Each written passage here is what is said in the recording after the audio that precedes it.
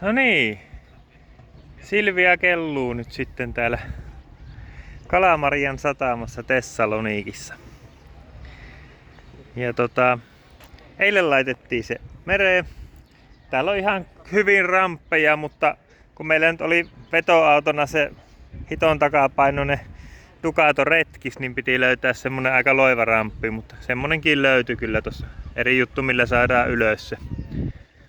Se jää tuommoista pientä informaatiopläjäystä tässä Kalamarian satamassa, niin maksoi 7 euroa päivä tämä pysäköinti, mutta tässä on semmonen jippo, että jos oot yötä, niin se on niinku sitten tietenkin 2 päivää, kun oot 2 päivänä, mutta joka tapauksessa eipä juuri maksanut mitään. Sähköä ei otettu ja vettä sai siihen rahaa ja saatiin tommonen hyvä kylkipaikka, kun eilen pakattiin kamoja retkiksestä veneeseen.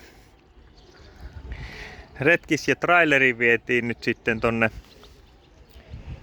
A&A Camperparkkiin Thessalonikin lähelle parkkiin ja eilen kun käytiin koeajaa venettä, niin vartti kerettiin kellua, niin poliisit tuli sanomaan, että tarvitsee olla toi Kreikan kohteliaisuuslippu, kun ajelee täällä vesillä. Kyllä mä oon kohteliaisuuslipun tiennyt, mutta en mä kyllä arvelu, että se on ihan niin pakollinen, kun ei tossakaan oikein mitään fiksua paikkaa. No kyllähän sen sitten se viiri meni tohon, kun se laitettiin, mutta nyt sitten tiedoksi, että jos täällä päin ajelette suomalaisella veneellä, niin toi on niin kuin pakollinen olla toi viiri.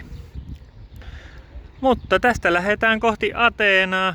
En tiedä mennäänkö Ateenaan vai mihin mennään, mutta tää suuntaa lähdetään ainakaan. Yöpaikka on varattu tuosta 40 mailin päästä niin nyt hävisi se sataman nimi mielessä. Mutta joka tapauksessa sinne ajellaan nyt sitten ja laitellaan taas raporttia, kun on jotain raportoitavaa.